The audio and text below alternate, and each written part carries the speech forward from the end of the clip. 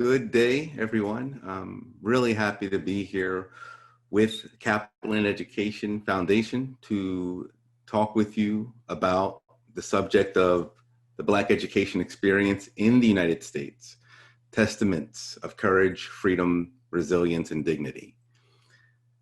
The first lesson that we're going to deal with today is entitled The Lingua Franca of Freedom, the African Invention of African American English. The African American experience in education in the United States begins with comprehending the fundamental challenge that the first generation of Africans enslaved faced here in North America. The challenge of communication, the challenge of language. Education is indeed the transfer of knowledge. That transfer for humans occurs principally through language. To understand the experience of African Americans in education in the United States, one must first appreciate how African Americans came to create a language that enabled them to transfer their cultural knowledge and determination to survive and their will to be free from one generation to the next. What began as a seemingly insurmountable barrier, and I really want to emphasize this, Africans would create a language as complex and flavorful as the cuisine they cultivated from the scraps that fell from the master's table. A language as African as their souls, as African as their determination to be free. In doing so, Africans enslaved in North America forged a uniquely African language from the common vocabulary of their English enslavers, encased in their primary language structure based on their cosmology, culture, and conception of the world. A language that to this day has yet to be given its due. The mindset of white supremacy, such as it is, cannot make space for Black ingenuity. And so it will go out of its way to ignore, downplay, or otherwise dismiss the facts of Black achievement. In the case of the speech of African American peoples, our first language has been derided as broken English. What is misunderstood as Black English ain't English at all. Language is based on principles of speech and communication. It is more than mere words.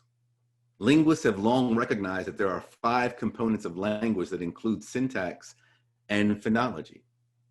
Vocabulary is but a subset of one of the 5. The way African Americans speak has everything to do with the composition of the language systems of West Africa. Peoples whose conception of time, memory, and action, notions central to language, were quite different than anything found in Europe.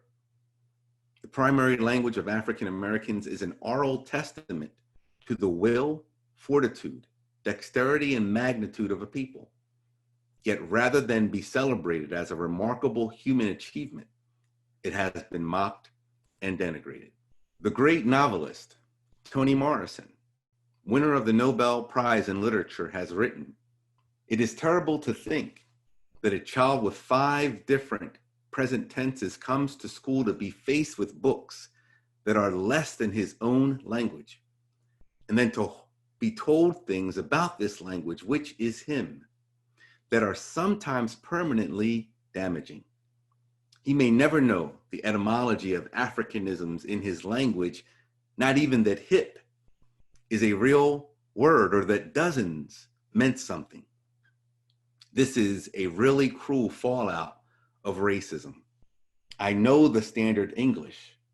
I want to use it to restore the other language, the lingua franca," end quote. That's the great Toni Morrison. In 1997, the Linguistic Society of America also affirmed the distinct language of African Americans.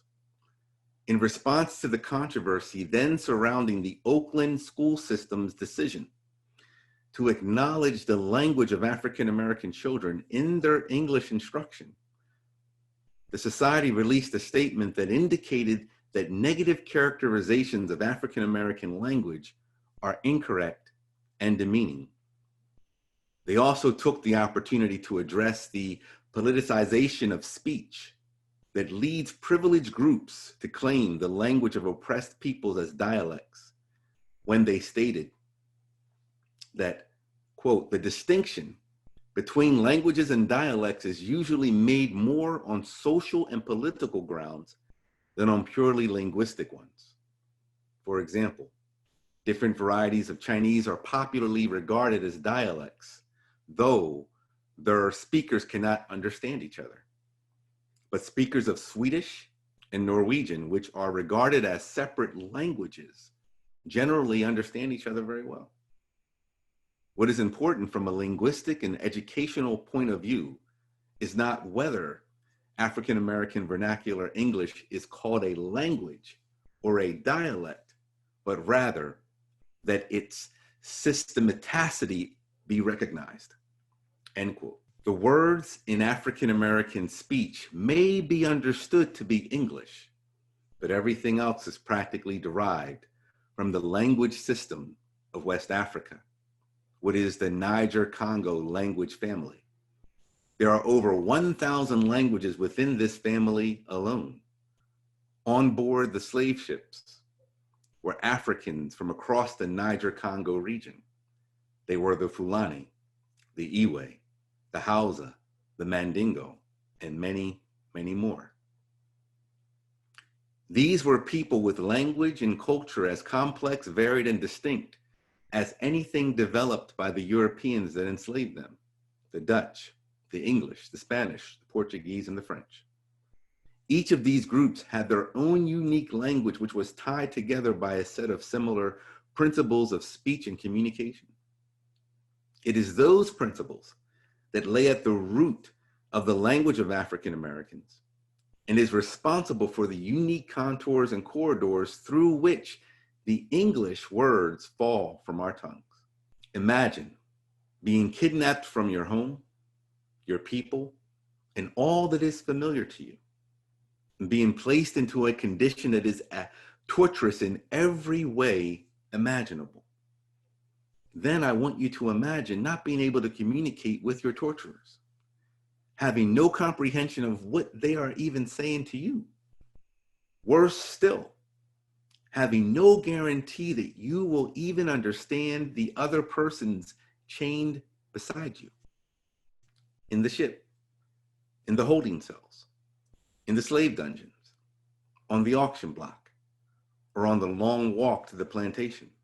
There were no ESL classes on the plantation.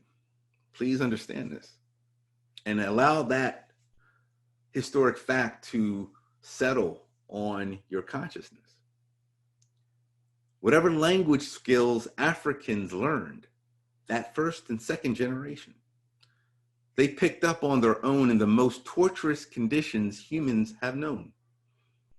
These are not the conditions for learning, let alone survival. Yet, they pieced together a bond of common speech in the process of carefully crafting a sense of shared community as they tended to each other's wounds, physical, emotional, psychological, and spiritual. They infused this new language with a spirituality, which they then passed down to successive generations, enabling them to speak truth to power and chart a pathway to freedom. As Toni Morrison stated, it became their lingua franca. This African-American language became their means to simultaneously communicate with their enslavers and converse amongst each other across the language barriers of their ethnic origins, until those barriers disappeared in the bonds of communal will to be free. Within a generation, it would be transformed into their language of resistance and liberation, as the formerly educated among them would engage in what we now call code switching to, on the one hand, prove their equality with their oppressors, and on the other, to call out the contradictions of their proclaimed ideals of life, liberty, and the pursuit of happiness as the colonies became a nation while holding these very Africans in lifelong bondage. The reason for the derision of African American English is, in fact, the very reason for the derision of African American people. Yet, just as Black folks have overcome every obstacle placed within their path by the enemies of freedom and justice, the recognition of this language and its African origin gives us the best clue and example possible of the indomitable spirit of a people who remain unconquerable. Toni Morrison once stated that we die. That may be the meaning of life, but we do language.